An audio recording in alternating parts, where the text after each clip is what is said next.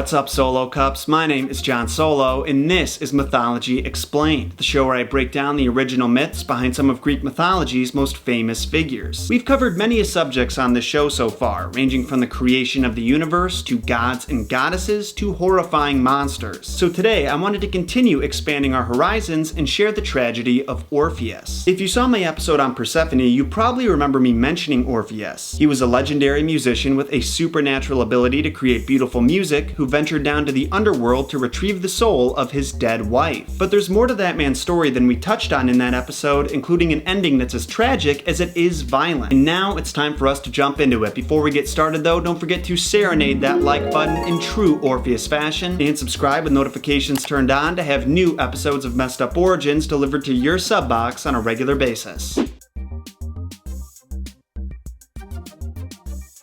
Now, unlike most of what we know about Greek mythology, the story of Orpheus is actually not included in any Homeric texts or Hesiod's Theogony. Instead, he's most commonly mentioned by ancient Greek poets like Pindar and Simonides, and other ancient texts like the Bibliotheca supplement this story with even more details. Just like everything in Greek mythology though, the details change quite a bit depending on where you source your information from, so keep that in mind if the story I'm telling is a little bit different than the one you heard. Now generally, Orpheus's parents are said to be the sun god Apollo, also known as Helios, and Calliope, the muse. For those who don't know, muses were the deities of song, dance, and creativity and provided inspiration to artists and great thinkers. Being that Apollo also presided over music, poetry, song, and dance, it makes sense that he and Calliope's child was a musical prodigy, a virtuoso in the purest form. Orpheus discovered his talents at a very young age when Apollo gave him a lyre, which is basically a little harp, and taught him how to use it. What the god didn't expect though was how quickly his son would take to the instrument, and upon discovering his gift, Calliope taught him how to sing and write songs. Legend has it that John Mayer discovered his talents in a similar fashion. It wasn't long before Orpheus became recognized throughout Greece as the greatest musician they had ever known. It's said that his music could charm birds, fish, and wild beasts, coax the trees and rocks into dance, and even divert the course of rivers. In other words, he was pretty good. We don't know much else about Orpheus's childhood, but as he grew older, word of his musical ability spread, and as a young man, he was recruited to join Jason and his Argonauts on their quest for the Golden Fleece, a tale we'll dive deeper into some other time. The reason he was specifically recruited was that his talents were necessary to protect the Argonauts from the Sirens, creatures that sang beautiful music to lure sailors in their direction, causing them to crash their ships into jagged rocks. Those of you who are familiar with the Odyssey will remember that Odysseus' crew had to tie him up to prevent him from steering their ship towards the Sirens and their ultimate demise. When Orpheus heard the Sirens' voices, he began to sing and play his lyre loud enough to drown out their bewitching songs, which allowed the Argonauts to sail safely by them. So as you can see, Orpheus's life was off to a pretty great start. He had loving parents who nurtured his talents, encouraged adventure, and was seen as a hero by the Argonauts, which all makes the section we're about to dive into that much sadder.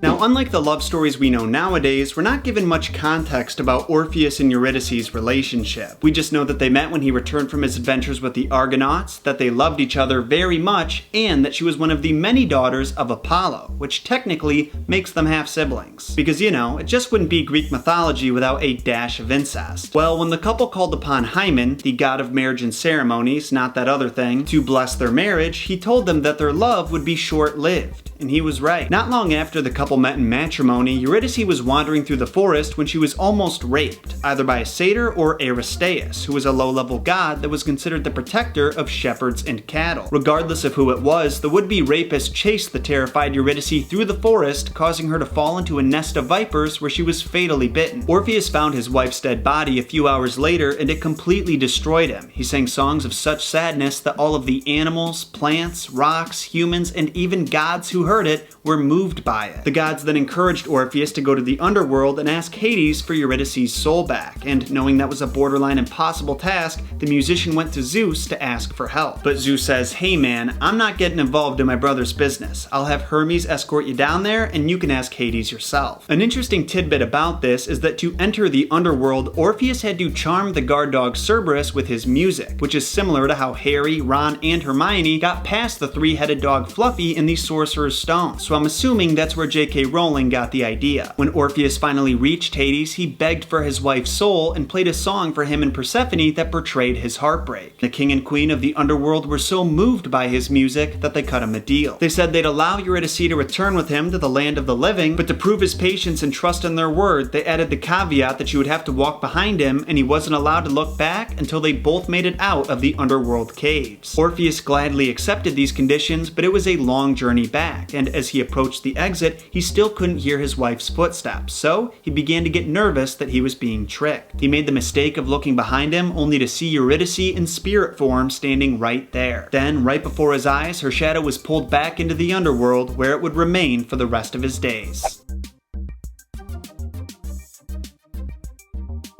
So as you might imagine, after Orpheus failed to save his wife's soul, things didn't exactly get better for him. In fact, they got a lot worse. In my research, I found 4 different endings to the musician's story, and just like the endings in a Give Yourself Goosebumps novel, each one is horrifying in its own special way. Starting with the least painful iteration, soon after Orpheus left the underworld, Zeus struck him with lightning, killing him instantly, so he wouldn't be able to share the secrets of the gods with any other mortals, because loose lips sink ships. In one version, Orpheus was so heartbroken over his failure that he began to play only songs where he begged for death, and when his prayers were finally answered, he was torn apart by wild animals. I couldn't find specifics on what animals were involved, so I'm gonna choose to believe it's a bear, a honey badger, and a tiger shark. Don't bother telling me what animals are and aren't native to Greece, because I don't care. It's bear, honey badger, and tiger shark.